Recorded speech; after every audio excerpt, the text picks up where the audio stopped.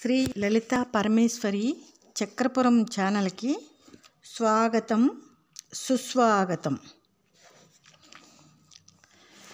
యదా సంహరతే చ అయం కూర్మః అంగాని ఇవ సర్వ ఇంద్రియాణి ఇంద్రియ అర్థేభ్యః తస్య ప్రజ్ఞా ప్రతిష్ఠిత. తనకి బయట నుండి అపాయం కలుగుతుందని భయం వేసినప్పుడు తాబేలు తన అవయవాలన్నిటినీ తన డెప్పలోకి లాక్కుంటుంది.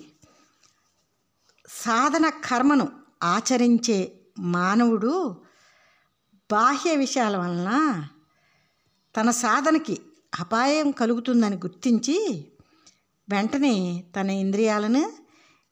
ఇంద్రియార్థాల నుండి అంటే కామాదులు, అనాత్మ పదార్థములు, అనాత్మ విషయాలు అంటే ఆయా సూక్ష్మ స్థూల ఫలరూప స్థానములన్నిటి నుండి తగిన వేగంతో కార్యకారణములతో సహా నిగ్రహించుకుంటాడో అతనికి అతని ఆత్మజ్ఞానం స్థిరమైనది అర్జున అని భగవానుడు చెప్తూ ఉన్నాడు అర్జునుడికి.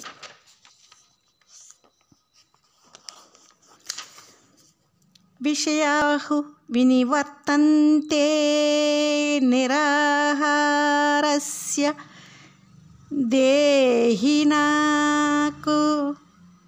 దేహినః రసవర్జం రసః అపి అస్య పరం దృష్ట్వా నివర్తితే.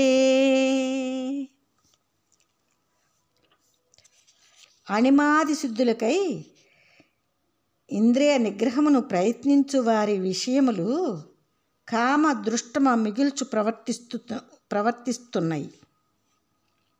పరమార్థమును చూచిన ఈ సప్రజ్ఞుని కామ సంకల్పం కూడా నాశనమవుద్ది.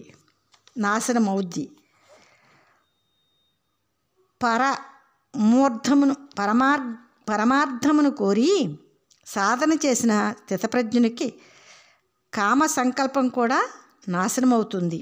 కనుక పరమార్థము కోరియే తత్వదృష్టితో సాధన కర్మ ఆచరించాలి. జ్ఞాపకం ఉంచుకో అర్జున అని భగవానుడు పలుకుతూ ఉన్నాడు. యతతః హి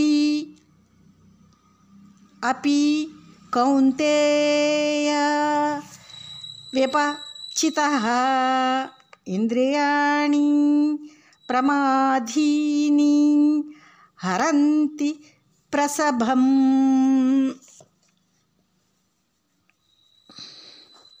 ఓ అర్జున, పరమార్థమును కోరియే తత్వదృష్టితోనే ఎందుకు సాధన కర్మను ఆచరించాలో తెలుసా?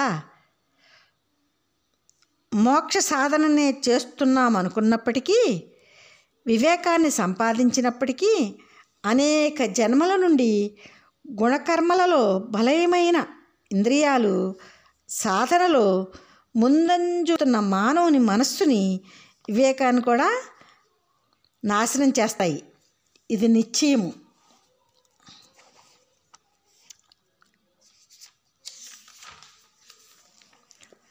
తాని సర్వాణి సంయమ్యం యుక్తః ఆసీత మత్పరః వశేహి యస్య ఇంద్రియాణి తస్య ప్రజ్ఞా ప్రతిష్ఠిత. కనుక బలీయములైన ఇంద్రియములన్నిటినీ నిగ్రహించి మాధవుడునైనా నేనే పరమ గతిగా సాధన చేయాలి. ఎవని యొక్క ఇంద్రియాలు నిశ్చయంగా వానికి స్వాధీనంలో వాని ఆత్మజ్ఞానం స్థిరమైంది. ఎవరైతే ఇంద్రియాలు వాళ్ళ స్వాధీనంలో ఉంటాయో వాళ్ళ ఆత్మజ్ఞానం స్థిరమైంది అని భగవానుడు చెప్తూ ఉన్నాడు అర్జునుడికి. ధ్యాయతః విషయాన్ పుంసః సంగః తేషు ఉపజాయతే సంఘాత్ సంజాయతే కామః కామాత్ క్రోధః అభిజాయతే. బాహ్య విషయములను అనాత్మ విషయములను ఊహిస్తున్న మానవునికి వాటి యందు ఆసక్తి కలుగుతుంది. ఆసక్తి ఆశ కోరిక పుడతాయి. కామము వలన కోపం కలుగుద్ది అని భగవానుడు చెప్తూ ఉన్నాడు. క్రోధాత్ భవతి సమ్మోహః సమ్మోహాత్ స్మృతి విభ్రమః స్మృతిభ్రంశాత్ బుద్ధినాశనః బుద్ధినాశాత్ ప్రణశ్యతి.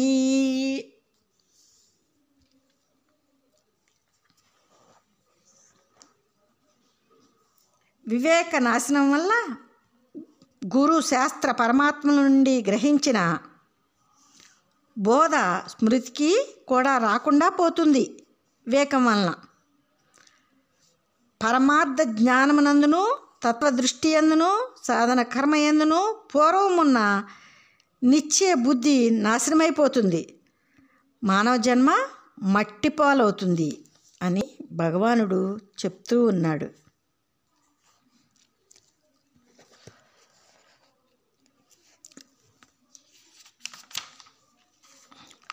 రాగద్వేషముక్తైః తు విషయాన్ ఇంద్రియైః చరన్ ఆత్మా వశైవ్యః విధేయాత్మా ప్రసాదం అధిగచ్చతి.